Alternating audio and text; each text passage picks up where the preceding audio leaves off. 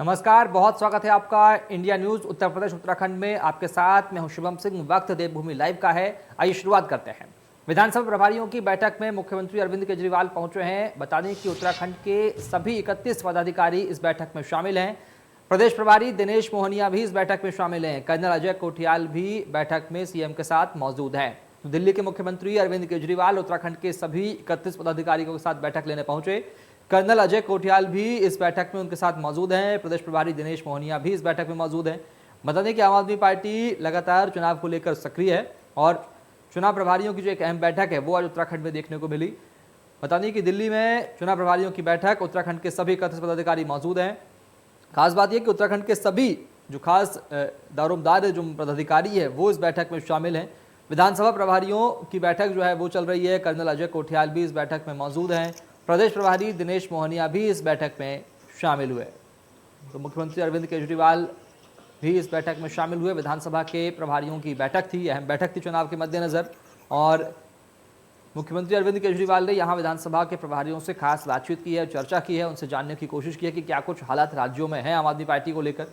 और विधानसभा प्रभारियों की इस बैठक में मुख्यमंत्री अरविंद केजरीवाल भी पहुंचे। कर्नल अजय कोठियाल भी सीएम के साथ इस बैठक में शामिल हुए। प्रदेश प्रभारी दिनेश मोहनिया भी इस बैठक में शामिल हुए। तस्वीर आपको दिखा रहे हैं, सीएम अरविंद केजरीवाल आते हुए नजर आए थे और इसके बाद बैठक शुरू हुई। बैठक में तमाम विधानसभा के प्रभारियों के साथ में बातचीत की गई, उनसे जानने की कोशिश की गई कि क्या कुछ हालात इन दोनों राज्यों में चल रहे हैं, आम आदमी पार्टी की स्थिति क्या है और पार्टी को बेहतर बनाने को लेकर क्या कुछ प्रयास किए जा सकते हैं।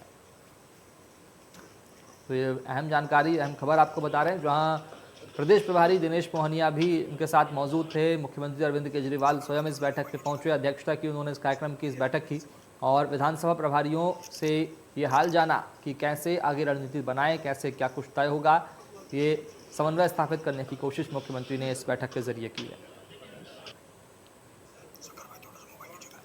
आपको बता दें, आम आदमी पार्टी के राष्ट्रीय संयोजक और दिल्ली के मुख्यमंत्री अरविंद केजरीवाल ने प्रदेश प्रभारी दिनेश मोहनिया समेत तमाम विधानसभा के प्रभारियों के साथ में बैठक ली और विधानसभा चुनाव के मद्देनज़र ये बैठक काफ़ी अहम मानी जा रही है। विधानसभा प्रभारियों की बैठक में सीएम केजरीवाल पहुंचे, उन्होंने विधानसभा प्रभारियों से बातचीत की है, उन्होंने चर्चा की और बता दें कि उत्तराखंड के सभी 31 पदाधिकारी यहाँ मौजूद थे। और आम आदमी पार्टी के राष्ट्रीय संयोजक और दिल्ली के मुख्यमंत्री अरविंद केजरीवाल ने रविवार को धर्मनगरी हरिद्वार में चुनावी बिगुल फूंक दिया है। केजरीवाल ने धर्मनगरी से आगामी विधानसभा चुनाव जीतने के बाद मुफ्त तीर्थ यात्रा का ऐलान भी किया, जिसके बाद हरिद्वार में उनके स्वागत के लिए रोड शो निकाला गया। यह रोड शो पुराने रानीपुर मोड़ से शुरू हुआ और शंकर आश्रम तिराहे तक निकला। इस दौरान कार्यकर्ताओं की खासी संख्या में भीड़ यहाँ दिखाई दी। रोड शो में आम लोग भी शामिल हुए।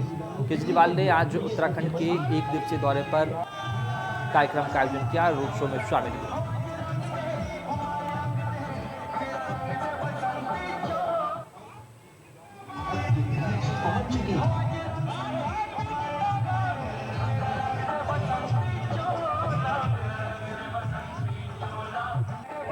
अलग विधानसभाओं पदाधिकारियों के जगह जगह पोस्टर भी नजर आए। हरिद्वार पहुंचे सीएम अरविंद केजरीवाल ने लोगों से बातचीत की और रोड शो निकाला। इस दौरान आम आदमी पार्टी के कार्यकर्ताओं ने रोड शो के दौरान उनका जोरदार स्वागत किया और उनका अभिवादन भी किया।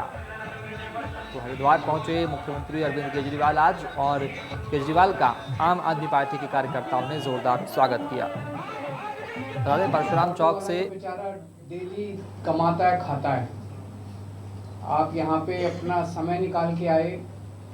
जाहिर तौर पे हर एक ने एक दो सवारी तो गंवाई होगी, तो मैं आपका शुक्रिया अदा करता हूँ कि आपने हमें इतना मान सम्मान दिया, तवज्जो दी कि आप अपना धंधा छोड़ के आज 3-4 घंटे के लिए आए। एक बहुत बड़ी बात कहने जा रहा हूँ और ये कोई अतिशयोक्ति नहीं है।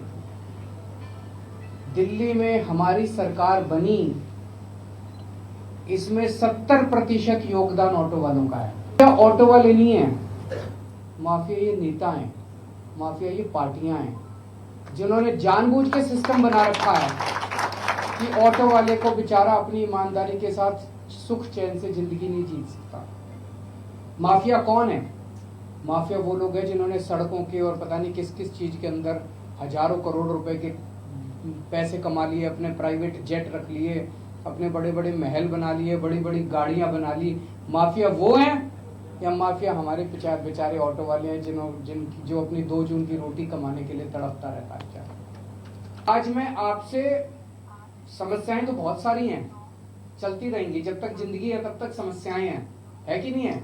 आज आपने मेरे को, कई सारे लोगों ने 3-4 समस्याएं बताई हैं, उस पर भी बात करूंगा। समस्याएं तो चलती रहेंगी, लेकिन आज मैं आपसे रिश्ता बनाने के लिए आया हूं।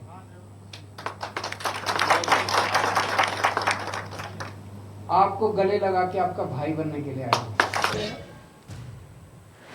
हरिद्वार में दिल्ली के मुख्यमंत्री अरविंद केजरीवाल ने अपनी तीसरी गारंटी योजना का ऐलान कर दिया है, जिसके तहत उत्तराखंड वासियों को अयोध्या में रामलला, अजमेर शरीफ और करतारपुर साहिब दर्शन कराने के लिए फ्री यात्रा योजना चलाई जाएगी। आयुष्मान कार्ड योजना को बड़ा स्कैंडल बताते हुए उन्होंने कहा कि उनके द्वारा दिल्ली वासियों के लिए 60 लाख तक के मुफ्त इलाज की योजना चलाई जा रही है, जिसके चलते आयुष्मान योजना को उन्होंने दिल्ली में लागू नहीं किया। केजरीवाल आज अपने तीसरे चुनावी दौरे के तहत हरिद्वार पहुंचे थे। सबसे पहले उन्होंने ऑटो रिक्शा चालकों से मीटिंग की, उसके बाद प्रेस वार्ता करके तीसरी गारंटी योजना का ऐलान किया। उत्तराखंड में होने जा रहे विधानसभा चुनाव से पहले आम आदमी पार्टी अपनी जमीन तलाश कर रही है, जिसके तहत दिल्ली के मुख्यमंत्री और आम आदमी पार्टी के संयोजक अरविंद केजरीवाल लगातार प्रदेश के दौरे कर रहे हैं। आज हरिद्वार में अरविंद केजरीवाल दौरे पर रहे और उन्होंने यहां पर अपनी तीसरी गारंटी योजना की यहां पर घोषणा की है, जिसके तहत एक मुख्यमंत्री तीर्थ यात्रा योजना प्रदेशवासियों के लिए चलाई जाएगी, जिसके तहत अयोध्या, अजमेर शरीफ और करतारपुर में प्रदेशवासियों को मुफ्त फ्री यात्रा कराई जाएगी। Dharmendra Chaudhary, India News, Haridwar. उत्तराखंड के चुनावों को लेकर बीजेपी के नारे अब की बार 60 पार को लेकर बीजेपी के प्रदेश उपाध्यक्ष कैलाश शर्मा ने कहा कि बीजेपी एक बड़ा संगठन है, जिसमें 11,235 मतदान केंद्रों के साथ पन्ना प्रमुख तक बनाए गए हैं, जो लगातार कार्यक्रम कर रहे हैं। इसके साथ ही उन्होंने कहा कि बीजेपी को देश और प्रदेश में सरकार होने का फायदा भी मिलेगा। उन्होंने कहा कि बीजेपी को अब की बार 60 पार आने से कोई नहीं रोक सकता। भारतीय जनता पार्टी का जो नारा है अब की बार 60 पार, और हमें उससे पूरी तरह से सफल होंगे, क्योंकि जहां हमारी दोनों सरकारें हैं और उसके साथ ही हमारा संगठन का भी अपना काम है। हमारा उत्तराखंड में 11,235 मतदान केंद्रों में अपने मतदान केंद्र की कमेटी बनी है, पन्ना प्रमुख हमने बना लिए, पन्ने की टोलियां हमने बना ली। हम संगठन के आधार पर भी इस बात को बहुत दावे के साथ कह सकते हैं, हम इस लक्ष्य को आसानी से प्राप्त। विधानसभा चुनाव नज़दीक आते ही और सभी पार्टियां अपना दमखम दिखाने लगी हैं, अपने कार्यकर्ताओं और जनता को लुभाने में लग गई हैं।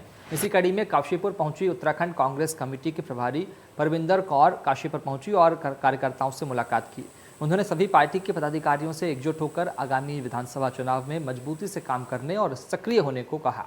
वहीं वहां पहुंचे कार्यकर्ताओं ने आरोप लगाया कि काशीपुर विधानसभा क्षेत्र में बीजेपी पार्टी के प्रत्याशी पर मतदाताओं को लुभाने के लिए पैसों की बंदरबाट होती है, जिस कारण काशीपुर सीट से कांग्रेस प्रत्याशी की जीत नहीं हो पाती।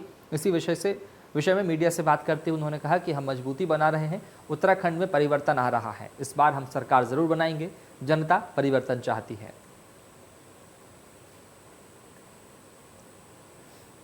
दौरे हम करते ही रहते हैं। कांग्रेस पार्टी लगी हुई है, हम अपनी मजबूती और बना रहे हैं, बदलाव आ रहा है, परिवर्तन उत्तराखंड में पक्का आएगा। कांग्रेस पार्टी इस बार हम सरकार बनाएं। और समाजवादी पार्टी के उत्तराखंड के प्रदेश अध्यक्ष सत्यनारायण सचान कुमाऊं दौरे पर निकले। इस दौरान काशीपुर में रुककर पार्टी कार्यकर्ताओं को मिशन 2022 के विधानसभा चुनाव के बारे में टिप्स दिए। उन्होंने पत्रकारों से रूबरू होते हुए कहा कि इस समय देश और प्रदेश में जो सांप्रदायिक शक्तियों का उछाल हुआ था, सबसे पहले उसे रोकने की समाजवादी पार्टी की कार्ययोजना है। उन्होंने ये भी कहा कि समाजवादी पार्टी उत्तराखंड में 70 सीटों पर चुनाव लड़ रही है और यूपी में जिस तरीके से समाजवादी पार्टी को समर्थन मिल रहा है, समाजवादी पार्टी वहां अकेले सांप्रदायिक शक्तियों को रोकने में सक्षम है। इस समय देश और प्रदेश में जो सांप्रदायिक शक्तियों का उछाल हुआ था, सबसे पहले उसे हमें रोकने की हमारी कार्य योजना है। हम सभी 70 सीटों पे यहाँ चुनाव लड़ रहे हैं और उत्तर प्रदेश में जिस तरीके से समाजवादी पार्टी माननीय राष्ट्रीय अध्यक्ष अखिलेश यादव जी को समर्थन मिल रहा है, समाजवादी पार्टी वहां अकेले सांप्रदायिक शक्तियों को रोकने में सक्षम है।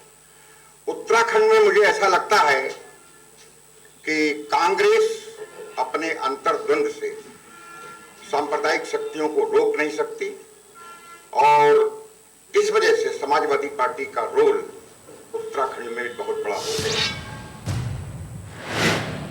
और जन समस्याओं का स्थानीय स्तर पर निस्तारण और कल्याणकारी योजनाओं का लाभ लाभार्थियों तक पहुंचाने और सरकार की नीतियों योजनाओं की जानकारी उपलब्ध कराने के उद्देश्य से पौड़ी में बहुउद्देशीय शिविर का आयोजन किया गया। आपदा प्रबंधन एवं पुनर्वास मंत्री डॉक्टर धन सिंह रावत ने शामिल होकर शिविर का शुभारंभ किया। शिविर में विभिन्न विभागों के अधिविभागीय अधिकारियों द्वारा स्टॉल लगाकर लोगों को लाभान्वित किया गया। इसके साथ ही लोगों को विभागों में संचालित योजनाओं की जानकारी और उनकी समस्याओं को प्राप्त करते हुए निस्तारण भी किया गया।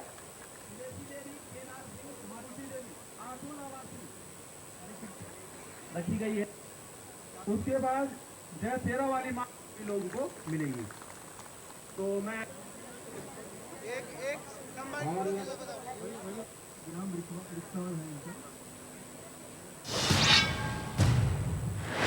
और शहीद दीपक नैनवाल की पत्नी ज्योति ने अपने पति का सपना सच करके दिखाया। पति की शहादत के बाद भारतीय सेना में शामिल होने का निर्णय लिया। चेन्नई में पासिंग आउट परेड के दौरान ऑफिसर बनने वाली ज्योति देहरादून लौटी है। उनके साथ बेटी लावण्या और बेटा रेयांश भी थे। खासतौर पर बेटी की खुशी और ज्योति की मां बेहद खुश नजर आई। बेटी की सफलता ने मां की आंखों को नम कर दिया। मुझे बहुत अच्छा फील हो रहा है इसलिए क्योंकि आज मैं उस एक ऑर्गेनाइजेशन का हिस्सा बनी हूँ जिसमें मेरे हस्बैंड ने सर्व करा था। और मैं ये सभी को कहना चाहूँगी कि इंडियन आर्मी एक बहुत ही अच्छी ऑर्गेनाइजेशन है और उसका उदाहरण मैं खुद हूँ, क्योंकि मेरे को जब मेरे हस्बैंड 40 डेज़ हॉस्पिटल में थे तो इंडियन आर्मी ने बहुत हेल्प करी और उसके बाद मेरे हस्बैंड की रेजिमेंट महार रेजिमेंट मेरे लिए एक परिवार के तौर में मेरे साथ हमेशा खड़ी रही। आज मैं ऑर्डिनेंस मतलब मेरे हस्बैंड इन्फेंट्री में थे, मैंने इन्फेंट्री ज्वाइन नहीं कर सकती हूँ इसलिए मैं ऑर्डिनेंस का पार्ट बनी हूँ। लेकिन मेरे लिए हमेशा मेरे हस्बैंड की रेजिमेंट एक ऐसी रहेगी जैसे एक लड़की के लिए उसका मायका रहता है। तो इसलिए मैं हर किसी को कहना चाहूँगी कि इंडियन आर्मी जैसी ऑर्गेनाइजेशन नहीं है और शायद यही भावना हर फौजी को प्रेरित करती है। और शीतकाल के लिए बद्रीनाथ धाम के कपाट बंद हो गए हैं। वैदिक परंपरा और मंत्रोच्चारण के साथ कपाट बंद हुए हैं। धार्मिक मान्यताओं परंपराओं के साथ कपाट को बंद किया गया। अंतिम दिन भी भारी भीड़ भक्तों की लगी रही। अंतिम दिन भगवान नारायण की विशेष पूजा अर्चना यहाँ हुई। जय बद्री विशाल के उद्घोष के साथ पूरी बद्रीनाथपुरी गूंज उठी। तो वैदिक परंपराओं और मंत्रोच्चारण के साथ कपाटों को बंद किया गया। धार्मिक मान्यताओं परंपराओं का इसमें शामिल की गई। इसके अलावा आखिरी दिन भी भगवान नारायण की विशेष पूजा अर्चना यहाँ की गई। आज प्रभात में भगवान फूलों के श्रृंगार में थे। आज न तो कोई हीरे के हार, न सोने के मुकुट, न मोतियाँ, न चांदी, सब कुछ फूलों का। बस सायंकालीन पूजाएं प्रारंभ हुई लगभग 4 बजे से और ठीक 5:30 बजे तय मुहूर्त पर महालक्ष्मी जी भगवान के मंदिर में आई हैं। परंपरा अनुसार श्रीमान रावल जी ने और स्त्री वेश धारण किया, सखी बन के और गोद में लक्ष्मी जी को लेके भगवान नारायण की सेवा में रखा। साथ ही कुबेर जी पांडुकेश्वर जी प्रस्थान किए, आज बामणी गांव में रहेंगे। गरुड़ जी जोशीमठ के लिए प्रस्थान किए और उद्धव जी पांडुकेश्वर के लिए प्रस्थान किए। बस इसी के साथ इस वर्ष का ये ग्रीष्मकालीन सीजन कह सकते हैं या ग्रीष्मकालीन पूजाएं या मानव पूजाएं इसी के साथ संपन्न हो जाती हैं। और तीनों कृषि कानून वापसी की घोषणा पर कांग्रेस ने किसान विजय दिवस मनाते हुए रैली निकाली। कांग्रेस के प्रदेश कार्यकारी अध्यक्ष रणजीत सिंह रावत ने कहा कि बीजेपी की अगर किसानों के प्रति नीयत साफ है तो वह अपने केंद्रीय गृह राज्य मंत्री अजय मिश्रा को बर्खास्त करे, जिनके बेटे ने किसानों पर बर्बरतापूर्वक गाड़ी चलाकर उनकी हत्या की थी। रणजीत सिंह रावत ने कहा कि इस देश में फिर से एक बार लोकतंत्र की जीत हुई है।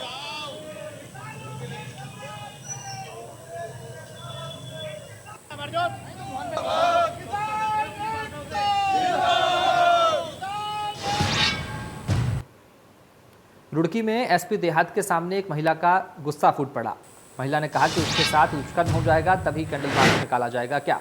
इस दौरान एसपी देहात ने महिला को किसी तरह से समझा बुझाकर शांत कराया। बता दें कि महिला का अपने पति से विवाद चल रहा है। 3 दिन पहले इनके बीच मारपीट हुई थी, जिसके बाद पुलिस ने दोनों तरफ से क्रॉस केस दर्ज किया था। वहीं एसपी देहात प्रमिंदर सिंह डोभाल ने इस पूरे मामले में प्रभारी निरीक्षक से जानकारी ली तो पता चला कि पुलिस ने दोनों तरफ से मुकदमा दर्ज कर लिया। एसपी देहात ने इस मामले में उचित कार्रवाई का आश्वासन देकर महिला को शांत कराया, जिसके बाद महिला वहां से चली गई।